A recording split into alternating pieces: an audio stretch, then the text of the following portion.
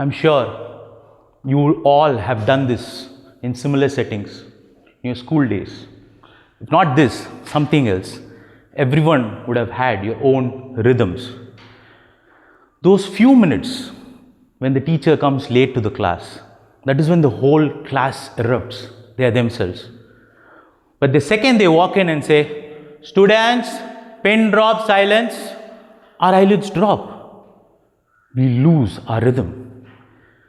And it's always been good for me because recently, even now, I saw my teacher on YouTube. She's still teaching. So whenever I don't get sleep, I watch that. And then my doctor got shocked. He walked in and said, "Sir, it's a medical miracle. So many tablets we gave you. Even ghee pongal didn't make you sleep. But this teacher made you. Excellent." But it's always not the case, right? We all have those special teachers, the one person that we connect with. But unfortunately, those teachers, the subjects they teach are not included in your doctor or engineering cutoff. So it always goes to waste. And because I was always a makku student standing out, as soon as I come home, my job was to get dressed again and go to the tuition with that same teacher. Kumbi Bagam, full game over. So this was my school life. And naturally, I didn't get good grades. So the 4 people in my family, the know-it-alls, they came, they took me and they put me in a college outside, far outside Chennai. And again, engineering was the same setup, pin drop silence, game over, that's it. I passed out in 2011 as an unemployable, dumb engineer with at least 4 arrears.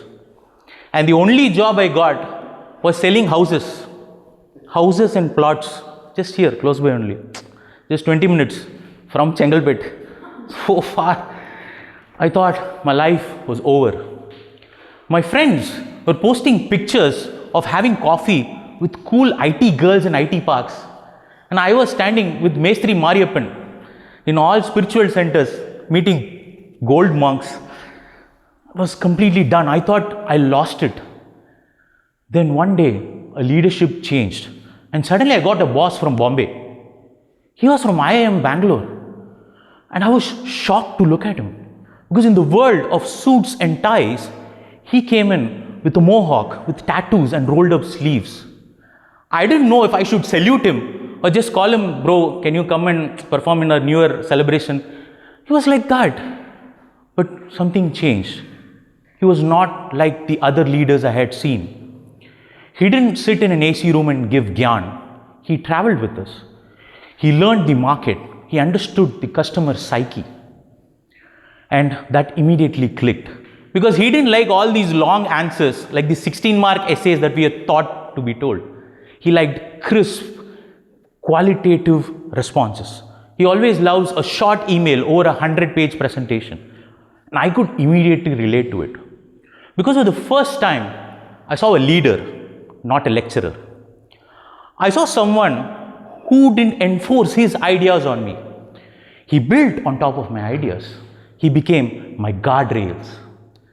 And also because he didn't have a lot of friends in Chennai, I had to go with him. I took him to all the spiritual centers. We met a lot of gold monks. And that helped a lot as well. But in that journey, he taught me something. He taught me how to break any complex problem to its smallest possible component and rebuild on top of that.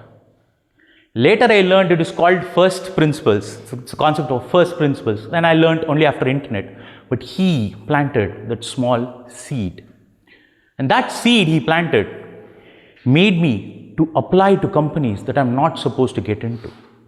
To get into rooms that I'm not supposed to walk into.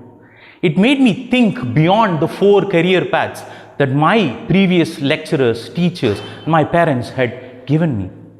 It was an eye-opener for me. And then life happened. He shifted companies, he went to another place. And a few years later, he called me back. And we built India's largest logistics company. You can see the name on the RCB logo. We solved problems that many can't even think about. The learning was just immense. And I'm still in touch with him. In fact, I met him just a few days back. And that's when I realized the impact that he's had on me is beyond my imagination. Because I see my friends who are posting these pictures, these flashy pictures of having coffee with pretty girls. They're still posting the same. Well, I have grown beyond my imaginations. And maybe that's what a mentor should be. Maybe that's what you see in a mentor, because a mentor is a person who is able to see your potential even before you have the courage to see it within yourself.